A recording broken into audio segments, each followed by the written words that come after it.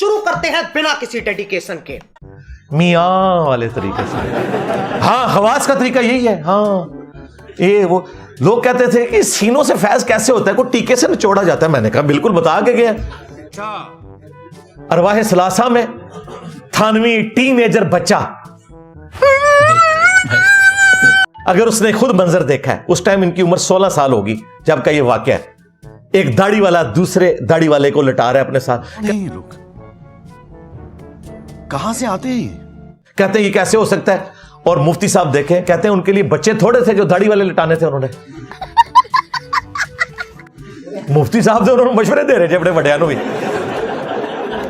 मस्त प्लान है। देखें, दाढ़ी वालों को लटाने से छोटे बच्चों के लटाने की नफी लाजिम नहीं आती मुफ्ती साहब। और दाढ़ी वाला तो हमने वीडियो भी देख ली है, मुफ्ती अब्दुल अजीज वाली। दूसरा भी दाढ़ी वाला था। कहते हैं इंजीनियर साहब ना हमारे बुजुर्गों के ऊपर इल्जाम लगाते हैं। इल्जाम नहीं लगाया, आप खुद मान रहे हो कि लिखा हुआ है। अच्छा, जलसे में एक मौलवी दूसरे मौलवी को चरपाई पे लटा रहा है और उसमें अल्फाज ये आशिक के सादिक की तरह करवट उसकी तरफ की, उसके सीने पे हाथ फेरा। हत्ता के कासिम नोतवी ने कहा, मियां लोग क्या कहेंगे, यानी अंदर ले जा।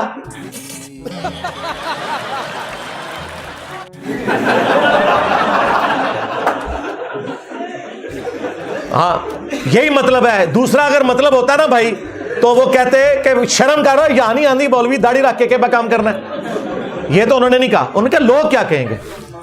हाँ, अगर सीसीटीवी कैमरा होता ना तो ये वीडियो भी आपको दिखा देते। नहीं मानता। उसने कहा कहने दे लोगों को जो कहते हैं, जो बंद दिमाग बंद। आपने कुछ कहा?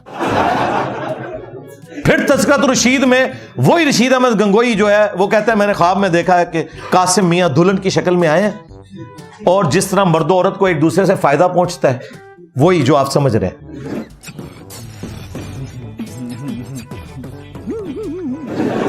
वो हुआ और कहते हैं जी इससे हमें ये पता चला कि जी रशीद अहमद गंगोई साहब ने कासिम नोतवी के शागिर्दों की बाद में तरबियत करनी थी उनकी वफात के बाद। ऐ विचू कढ़िया जो उन्होंने पूरी दिहाड़ी जो सोचते रहते जो ख्वाब ही नजर आता जे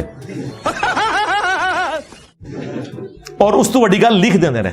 और मुफ्ती साहब कहते हैं ये तो फ्रैंकनेस है कि फौज मजाक भी कर लिया करते थे। और मुझे वो कहते हैं इंजीनियर के मुंह से हमेशा ताफून निकलता है, इसको मुंह की बवासीर है। जो करतूत कर रहे हैं उनकी फ्रैंकनेस है और जो करतूत हाईलाइट कर रहा है उसे बवासीर है। ये सब जानने समझने की अक्ल चाहिए जो तेरे पास नहीं मेरे पास है। बवासीर तो उनको ही हुई है, उनके मानने वालों की दिमाग की बवासीर है कि इन चीजों का दिफा कर रहे हैं। अब तो खैर वो कह रहे हैं ऐसा नहीं करना चाहिए था, ये कर दिया था तो लिखना नहीं चाहिए था। अब आए ना लाइन पे।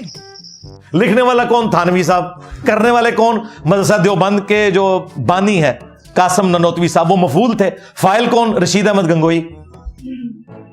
आपके सामने एक बड़ा सा रेड बटन है। हाँ, है। दबा दिया, आगे बोलो।